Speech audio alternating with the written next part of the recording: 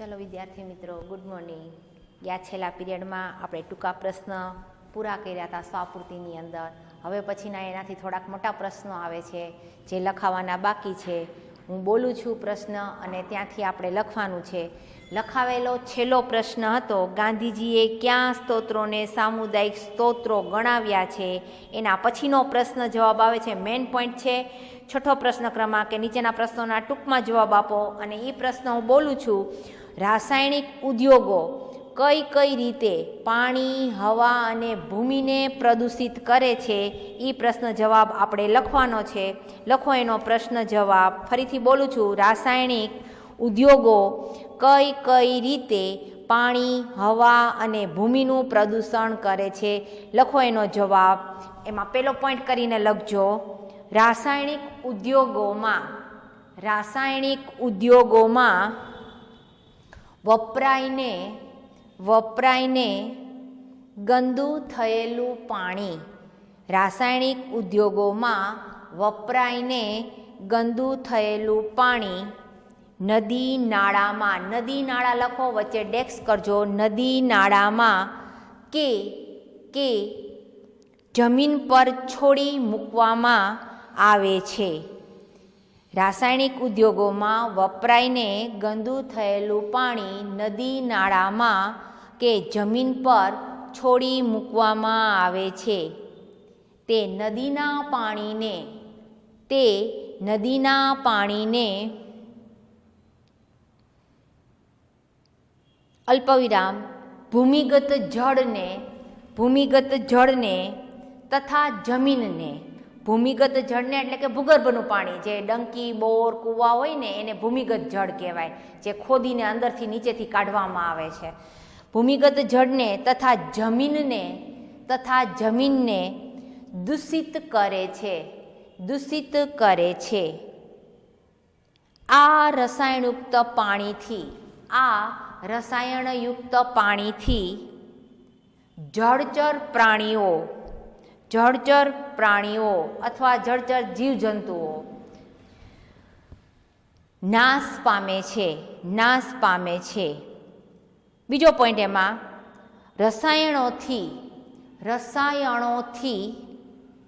बीजो पॉइंट रसायणोथी दूषित थयेलुं पाणी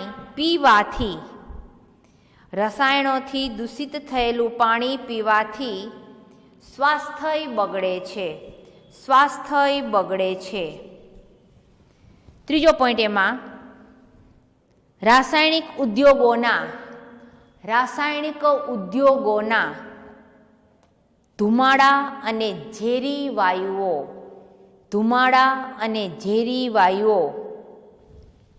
हवाने प्रदूषित करे छे।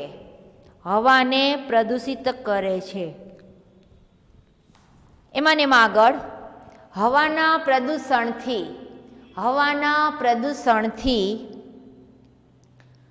गळा अने फेफसाना रोगो थाय छे।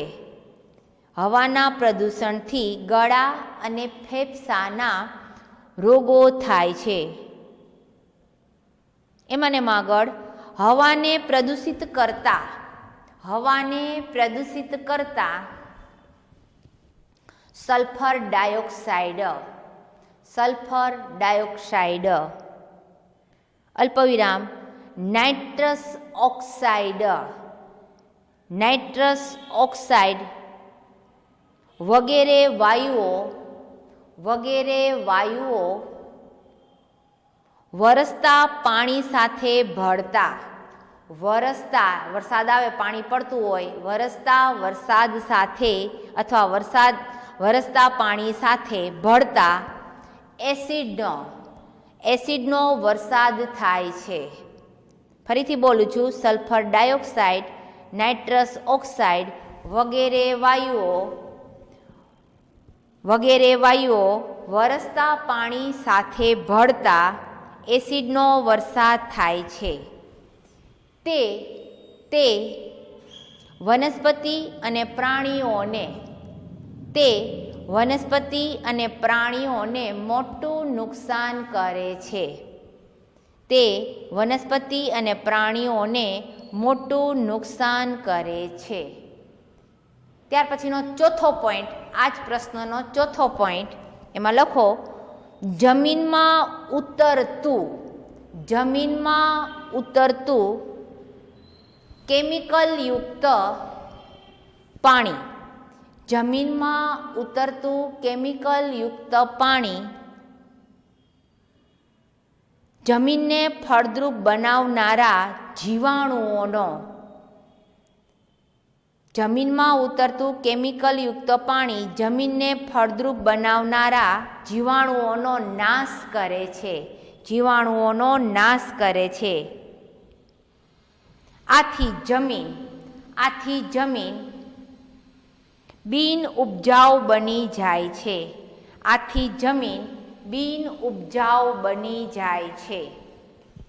અહીંયા આ પ્રશ્ન જવાબ પૂરો. એના પછીનો પ્રશ્ન આવે છે, પાણીનું પ્રદૂષણ અટકાવવા માટે ઉદ્યોગો પર કેવા પ્રકારનું નિયંત્રણ હોવું જોઈએ? આ પ્રશ્ન જવાબની અંદર પણ 3 પોઈન્ટ આવે છે, લખાવું છું, લખજો. પાણીનું પ્રદૂષણ અટકાવવા માટે ઉદ્યોગો પર કેવા પ્રકારનું નિયંત્રણ હોવું જોઈએ? લખો જવાબ. પહેલો પોઈન્ટ, ઉદ્યોગો દ્વારા થતું પાણીનું પ્રદૂષણ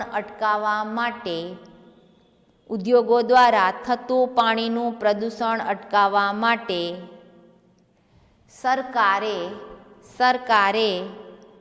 જળ સ્ત્રોતોને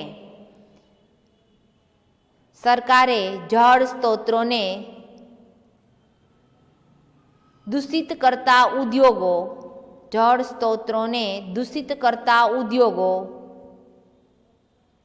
સ્ત્રોતોના વિસ્તારથી દૂર રાખવા જોઈએ. જેમ કે કાપડના રંગકામના ઉદ્યોગો. આ જે રંગકામના ઉદ્યોગો છે એમાં કાપડને રંગવામાં આવે વિવિધ કલરોથી. ઉદ્યોગો નદીના પટથી દૂર રાખવા જોઈએ. જો આ પોઈન્ટ એવો છે, કાલના જ છાપામાં અમારા જેતપુરના સાડી ઉદ્યોગોની વાત આવી છે કે સાડીના ઉદ્યોગો રંગનું જે પેલું સાડી ધોલાઈ પછીનું જે પાણી રંગીન હોય ને એ છોડે ને તો એ નદીમાં ભળે છે. પણ આજુબાજુના વિસ્તારોમાં પણ નદી હોય ને તો ક્યાંય સુધી આ પ્રદૂષણ ફેલાઈ ગયું છે. તો લોકોએ ફરિયાદ કરી છે અને 15 દિવસ સુધી આ જે કોઈ ધોલાઈ કામ થતું હોય એવા ઉદ્યોગોને આ કામ કરવાની અત્યારે મનાઈ કરી છે અને ફરિયાદ થયા પછી એની તપાસ થશે. જો તપાસ થતા આ એમ કે પાણી છોડે છે અને જળ સ્ત્રોતોને પ્રદૂષિત કરે છે એવું જો એમાં જાણકારી પ્રાપ્ત થશે તો ઉદ્યોગોનું લાયસન્સ રદ કરવામાં આવે. કદાચ એને ધોવા માટેની જગ્યા અન્ય જગ્યાએ જવું પડે, જ્યાં ધોવાતું હોય અને રંગીન પાણી નદીમાં કે ડેમના કોઈ એમ કે જળ સ્ત્રોતોમાં મિક્સ ન થાય એ માટેની એને તકેદારી રાખવી પડે. અને જો એ આવી કોઈ કામગીરી ન કરે તો એના ધંધા ઉદ્યોગનું લાયસન્સ છે ને એ રદ કરે અને એની પર દંડની જોગવાઈ દાખલ કરે. બીજો પોઈન્ટ આવે છે, ઉદ્યોગોને તેમનું ગંદુ પાણી. બીજો પોઈન્ટ એમાં ઉદ્યોગોને તેમનું ગંદુ પાણી સીધે સીધું નદી, નાળા, તળાવ, સરોવર, બધે અલ્પવિરામ કરતા જાજો. ઉદ્યોગોને તેમનું ગંદુ પાણી સીધું નદી, નાળા, તળાવ, સરોવર, સમુદ્રમાં કે જમીન પર છોડવાની સદંતર મનાઈ હોવી જોઈએ. એના પછીનો પોઈન્ટ, ઉદ્યોગો તેમનું ગંદુ પાણી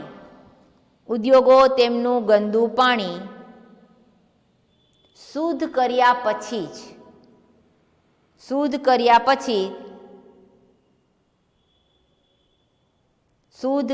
પછી જ નદી, નાળા કે સમુદ્રમાં નદી, નાળા કે સમુદ્રમાં પાઇપ દ્વારા છોડે એ પ્રકારનું કડક નિયંત્રણ હોવું જોઈએ. પાઇપ દ્વારા છોડે એ પ્રકારનું કડક નિયંત્રણ હોવું જોઈએ. જો આ પોઈન્ટમાં એમ કીધું ને કે પાઇપ દ્વારા એટલા માટે કે પાઇપમાં અંદરથી પાણી જતું હોય ને તો એ ચારેકોર ફેલાય નહીં. જો પાણીને એમનેમ છોડી દેવામાં આવે તો એ ફેલાતું જમીન ઉપર એટલું બધું આમ ફેલાય કે જમીનને પણ પ્રદૂષિત કરે. પણ જો પાઇપ હોય તો પાઇપની મર્યાદામાં જ એવી રીતે પાણીનો નિકાલ કરવામાં આવે, આજુબાજુની જમીન છે એ પ્રદૂષિત ન થાય, એટલે પાઇપ દ્વારા એમ કે છોડવામાં આવે. ત્યાર પછીનો પ્રશ્ન આવે છે, હવાનું પ્રદૂષણ મુખ્યત્વે શાને લીધે થાય છે? હવાનું પ્રદૂષણ મુખ્યત્વે શાને લીધે થાય છે? લખો એનો જવાબ. હવાનું પ્રદૂષણ ઉદ્યોગોમાંથી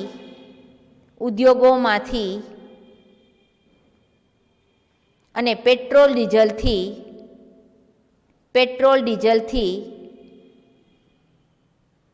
ચાલતા વાહનોમાંથી છોડવામાં આવતા ગેસ અને ધુમાડાથી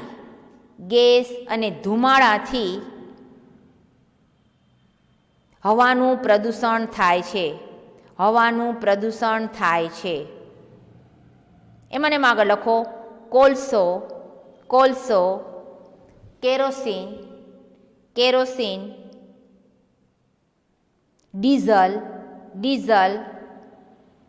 પેટ્રોલ વગેરે બળતણોને લીધે હવામાં ધુમાડો અને નાઇટ્રસ ઓક્સાઇડ અલ્પવિરામ કાર્બન મોનોક્સાઇડ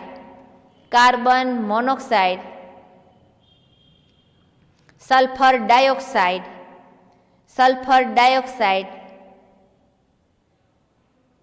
અલ્પવિરામ બેન્ઝોપાયરીન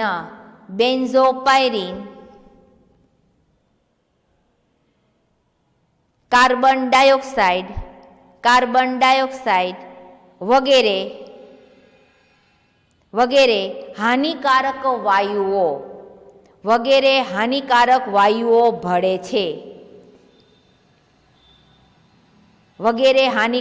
વાયુઓ ભળે છે. જેથી હવાનું પ્રદૂષણ થાય છે.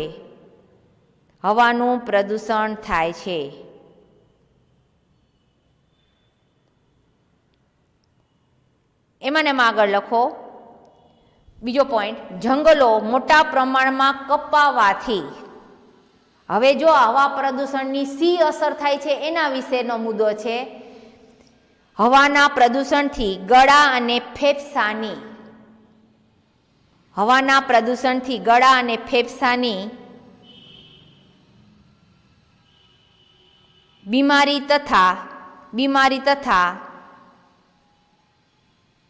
દમ અને હાંફણ જેવા રોગો થાય છે. એના પછીનો પોઈન્ટ કરીને લખો, જંગલો મોટા પ્રમાણમાં કપાવાથી વનસ્પતિ ઓછી થતા હવામાં ધૂળના રજકણો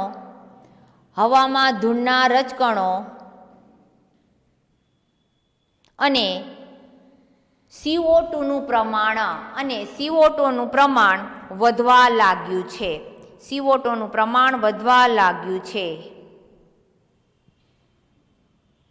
જેના લીધે ગ્લોબલ વોર્મિંગ જેવી મોટી સમસ્યા ઊભી થઈ છે.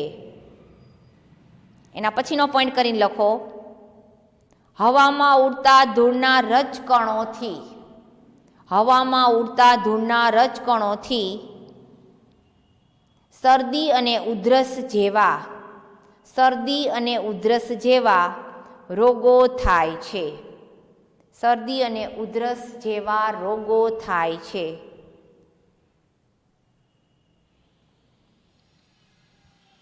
એના પછીનો એક પોઈન્ટ લખી નાખો. જો આ પ્રશ્ન મેં આખો વિસ્તૃતથી લખાયો છે કે હવાનું પ્રદૂષણ શેના લીધે થાય છે, તો પહેલો પોઈન્ટ છે.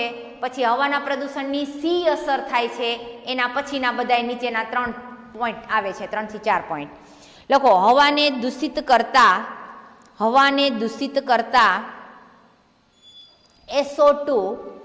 SO2 અલ્પવિરામ નાઇટ્રોજન ઓક્સાઇડ, નાઇટ્રોજન ઓક્સાઇડ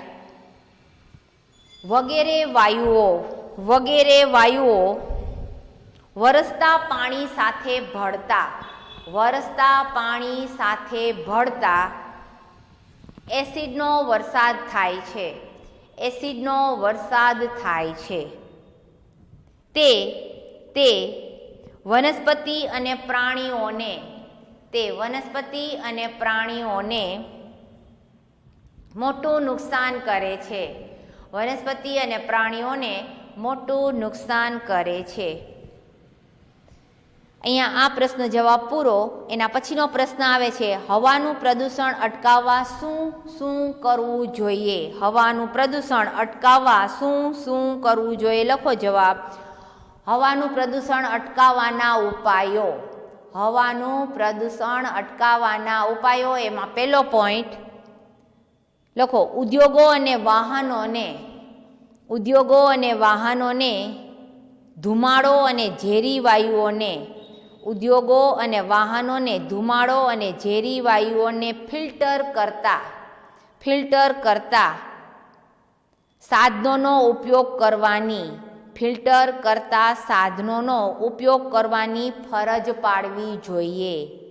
ફરીથી બોલું છું, ઉદ્યોગો અને વાહનોને ધુમાડો અને ઝેરી વાયુઓને ફિલ્ટર કરતા સાધનોનો ઉપયોગ કરવાની ફરજ પાડવી જોઈએ. જો આ એક જ પોઈન્ટની એક વાત કરું, ચીનની અંદર પણ પ્રદૂષણ છે, ભયંકર પ્રદૂષણ છે. જેમાં અહીંયા પીવા માટે પાણીની કીટ મળે ને, બોટલ, પાઉચ બધુંય, એમ ત્યાં તમારે શુદ્ધ હવા શ્વસન ક્રિયા માટે ઓક્સિજનની ત્યાં કીટ મળે છે. ત્યાં એટલું બધું પ્રદૂષણ છે. એક તો વસ્તી વધારાનો દેશ છે, ઉદ્યોગો વિકસેલા છે, વાહન વ્યવહાર પણ એટલો જ છે.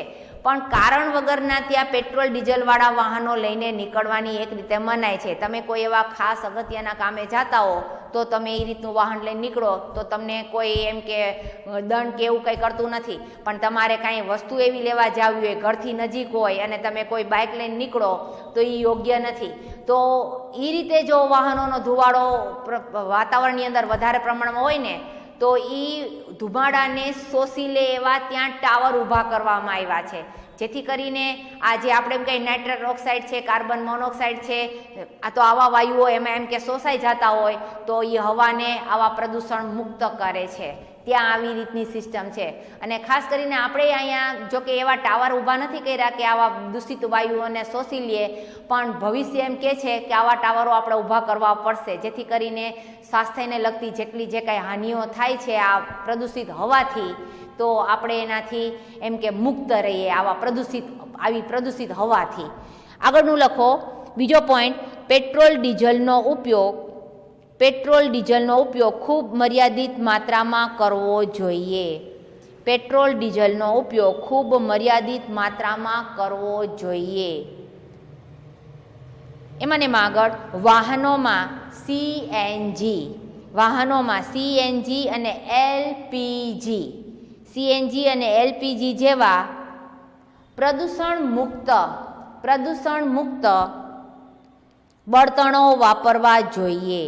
પ્રદૂષણ મુક્ત બળતણો વાપરવા જોઈએ. અને પીયુસી નો કડક અમલ કરવો જોઈએ. પીયુસીનો કડક અમલ કરવો જોઈએ. અત્યારે આપણી ભારત સરકાર ઇલેક્ટ્રિક એમ કે બેટરીથી ચાલતા વાહનોનો વિકાસ કરવા માટે અને હવાનું પ્રદૂષણ ઓછું કરવા માટે ઇલેક્ટ્રિક સાધનો વિકસાવી રહી છે અને લોકોને પણ એના વિશેનો અનુરોધ કરી રહી છે અને લોકો એવા સાધનો વાપરે અને એ સાધનોનું ચાલક બળ ખાસ કરીને જે આવા CNG અને LPGના ગેસથી ચાલતા હોય તો એ રીતના પંપ ઊભા કરીને આ સુવિધા અત્યારે સરકાર વિકસાવી રહી છે અને એના માટે પણ અનુરોધ કરી રહી છે અને વિદ્યાર્થીઓને પણ એ રીતનું પ્રોત્સાહન આપવામાં આવે છે કે ઇલેક્ટ્રિક પેલી બેટરીથી ચાલતા બાઇક વાપરવામાં. અને અત્યારે જો ઘણા વિદ્યાર્થીઓ એવા છે કે શાળાએ પેટ્રોલ ડીઝલથી ચાલતા વાહનો લઈને આવે છે તો એમ કે પ્રદૂષણ કરે, તો એના માટે સરકાર આવા જો વિદ્યાર્થીઓ એમ કે ગેસથી ચાલતા અથવા બેટરીથી ચાલતા વાહનો વિકસાવે તો એના માટે લોનની પણ સુવિધા આપે છે અને ટૂંકમાં પેટ્રોલ ડીઝલનો ઓછો ઉપયોગ થાય અને CNG અને LPG ગેસનો અને ઇલેક્ટ્રિક એમ કે વિદ્યુતનો વધુ ઉપયોગ થાય જે હવાને પ્રદૂષણ મુક્ત રાખે છે. એવા પ્રયાસો અત્યારે આપણી સરકાર કરી રહી છે અને લોકોએ પણ આ પ્રદૂષણ નિવારવા માટે વાતાવરણને અનુકૂળ સાધનો વાપરવા જોઈએ જેથી કરીને હવાનું પ્રદૂષણ અટકી શકે. ત્યાર પછીનો પોઈન્ટ આવે છે હવામાં CO2નું પ્રમાણ. હવામાં CO2નું પ્રમાણ નિયંત્રણમાં રાખવા માટે જંગલો અને વનસ્પતિનું પ્રમાણ વધારવું જોઈએ. અહીંયા આ પ્રશ્ન જવાબ પૂરો. વિદ્યાર્થી મિત્રો, મેં તમને આ જે મુદ્દા લખાવ્યા છે એ સિવાય તમે પણ તમારી રીતે સમજાવીને લખી શકો છો અને એમ કે હવાનું પ્રદૂષણ કેવી રીતે નિવારવું તો તમારા મનમાં પણ કાંઈ જો એવા આઈડિયા હોય તો તમે એને દર્શાવી શકો છો જવાબની અંદર. ત્યાર પછીનો પ્રશ્ન આવે છે ભૂમિનું પ્રદૂષણ અટકાવવા કયા ઉપાયો કરવા જોઈએ. લખો ભૂમિનું પ્રદૂષણ અટકાવવા માટેના ઉપાયો. એમાં પહેલું એક કરીને ઉપજાઉ જમીનમાં ઉદ્યોગો સ્થાપવા ન જોઈએ.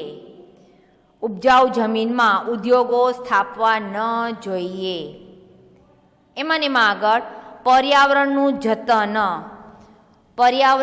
જતન કરવું જોઈએ. ઉપજાઉ જમીનમાં ઉદ્યોગો સ્થાપવા ન જોઈએ. એમાં પર્યાવરણનું જતન કરવું જોઈએ. બીજો પોઈન્ટ, પ્લાસ્ટિક અને રસાયણોનો ઉપયોગ જરૂર પૂરતો જ કરવો જોઈએ.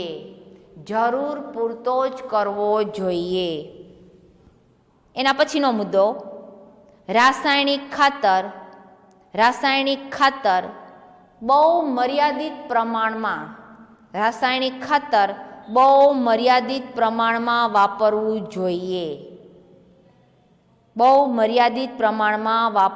જોઈએ. તેને બદલે જૈવિક અને લીલો પડવાશ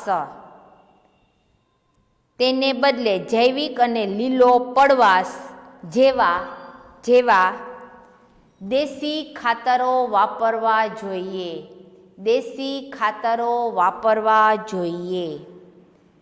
રાસાયણિક ખાતરની બદલે દેશી ખાતરો, જેને છાણિયું ખાતર પણ કહેવામાં આવે છે. અને અગાઉ 40-50 વર્ષ પહેલાંની વાત કરીને તો ખેડૂતો ખેતરની અંદર આ રીતે જ દેશી ખાતર અપનાવતા હતા અને અત્યારે ઘણાય ઓર્ગેનિક જે ખેતી કરે છે ને એ ગાયના અને ઢોરના છાણ મળમૂત્રનો જ ઉપયોગ કરીને ખાતર બનાવીને ખેતી ઉત્પાદન ક્રિયા હાથ ધરી છે અને એનો ઉપયોગ પણ એ રીતે કરે છે. એમાં રાસાયણિક ખાતરો વાપરતા નથી. એમ આગળનો મુદ્દો, પાકને કીટકો અને જંતુઓથી બચાવવા માટે વપરાતી જંતુનાશક દવાઓ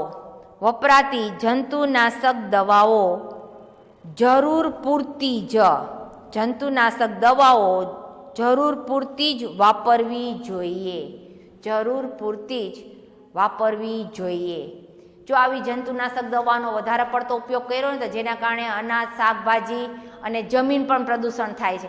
અને જો આવા જંતુનાશક દવાનો ઉપયોગ કર્યો હોય કે એની ઉપર એ રીતનો છંટકાવ કર્યો હોય તો આવા શાકભાજી અનાજોને આપણે ધોયા વગર જો એનો ખાય ને તો આ જે ઝેરી દવા જે છે ને કીટકોનો નાશ કરવાવાળી એની આપણા પાચન તંત્ર ઉપર વિપરીત અસર પડે. અને જો ધોયા વગરના શાકભાજી ફળો કે અનાજનો આપણે એ રીતનો ઉપયોગ કરીએ ને તો આપણા પાચન તંત્ર ઉપર ડાયરેક્ટ નહીં પણ ઇનડાયરેક્ટલી અસર એવી રીતે થાય છે કે પાચન શક્તિ નબળી પડે છે અને પેટના દુખાવા જેવા દર્દો થાય છે, બીમારી લાગુ પડે છે એનાથી.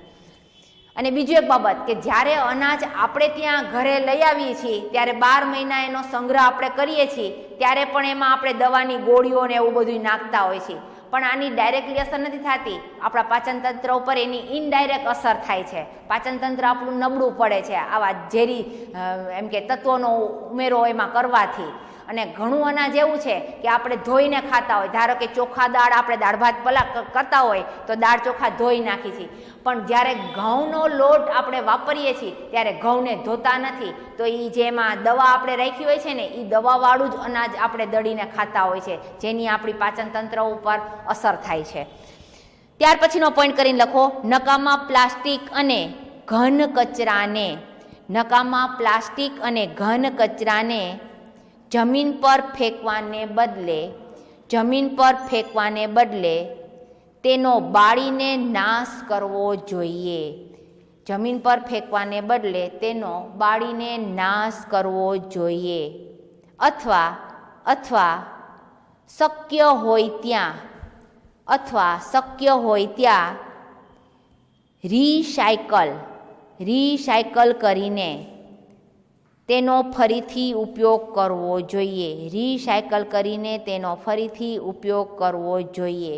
જો આપણે અમુક પ્લાસ્ટિક એમને ફેંકી દઈએ છીએ ને એના કરતાં જો રિસાયકલિંગ થતું હોય ને, રિસાયકલિંગ એટલે એ વસ્તુને ઓગાળીને નવા સ્વરૂપે પાછી બનાવવામાં આવે એને રિસાયકલ કહેવાય. આ ભંગારવાળા છે ને કેટલીક વસ્તુઓ લઈ જાય છે ને એ રિસાયકલિંગ ઉદ્યોગોમાં એ આપતા હોય છે અને એનું નવું પ્રોડક્શન થતું હોય છે. એટલે ગમે ત્યાં જે તે વસ્તુ ન ફેંકવી જોઈએ, એકત્રિત કરીને ભંગારવાળાને દેવી જોઈએ જેથી એનું રિસાયકલ થાય અને પ્રદૂષણ થતું અટકે.